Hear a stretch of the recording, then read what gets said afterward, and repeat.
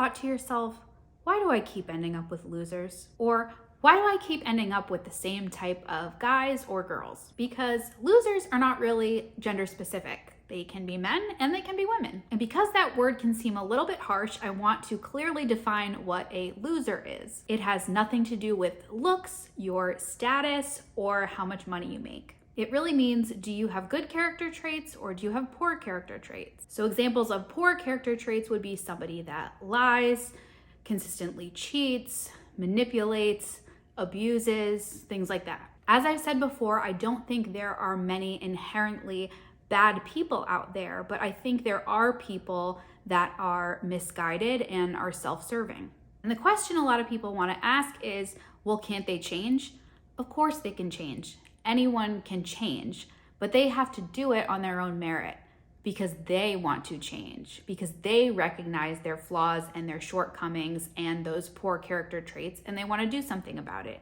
You cannot do anything about it. You cannot make someone else behave appropriately or have good character traits.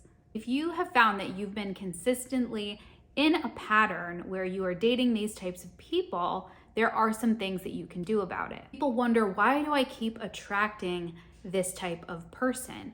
But the thing is, you attract what you are willing to allow. And that is not to make you feel bad. That is simply to make you understand that you have the power and the capacity to change what's going on internally so that you stop attracting those types of people and you stop allowing that kind of behavior to continue in your relationships. The idea here is that you do have power and you have more control over the situation than you think.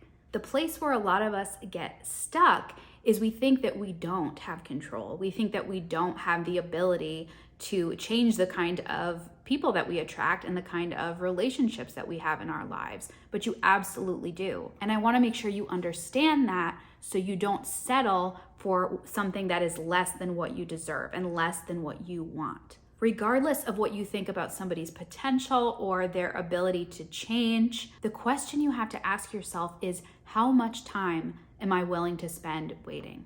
Because you only get one life.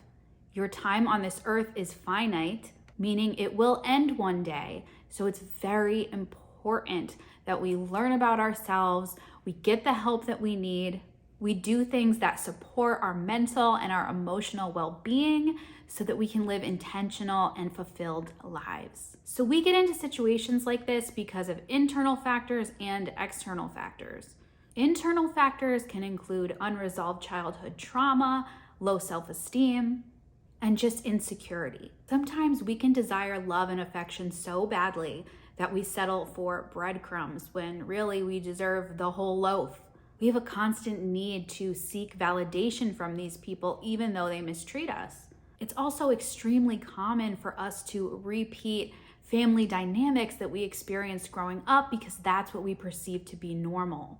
If you are living with an enormous amount of emotional baggage, I want you to know it's okay. There's nothing wrong with you. So many people have emotional baggage from growing up, from their childhood, from their past experiences. That's why I'm such a huge advocate for therapy. I have gone to therapy. I know many people who have gone to therapy. I have friends who are therapists. It's such a valuable resource, and I encourage you, if you have the means, definitely utilize it. As a society, we put a huge emphasis on our physical health and our physical well-being, and that is super important as well, but so is your mental and emotional well-being.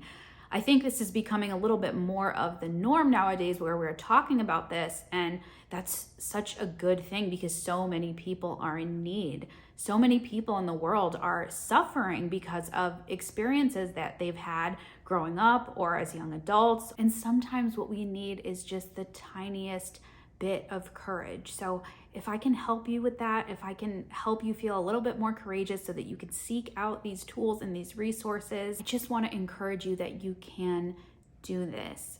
You can change your life, you can change your relationships. You do not have to stay where you're at. You don't have to settle. Sometimes all we need is just the tiniest bit of courage and we can make the biggest changes in our life for the better. So I just want to encourage you. It's possible. External factors can also have a huge influence on who we pick as a partner or as a spouse.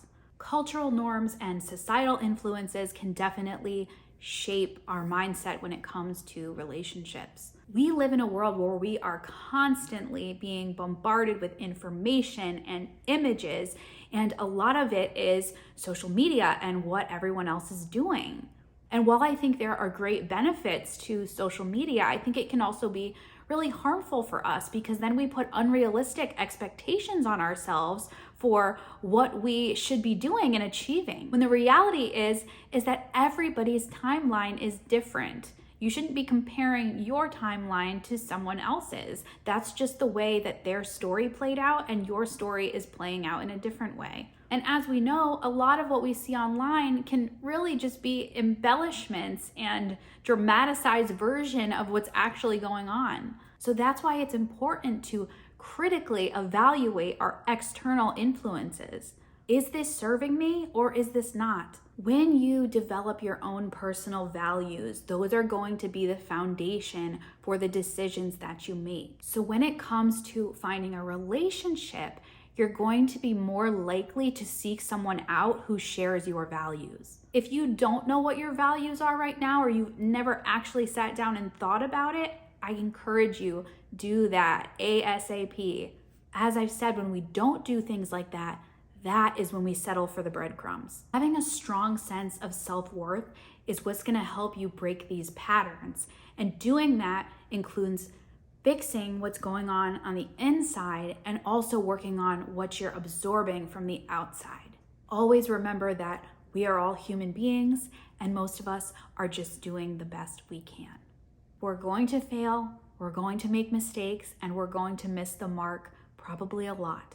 But just by taking the teeniest, tiniest of reps, you're going to build these muscles. All of that's going to add up, and then one day you're going to turn around and say, I cannot believe how much I've grown and how much I've changed. That is all part of this journey of self-discovery. You can do this, and I'm rooting for you.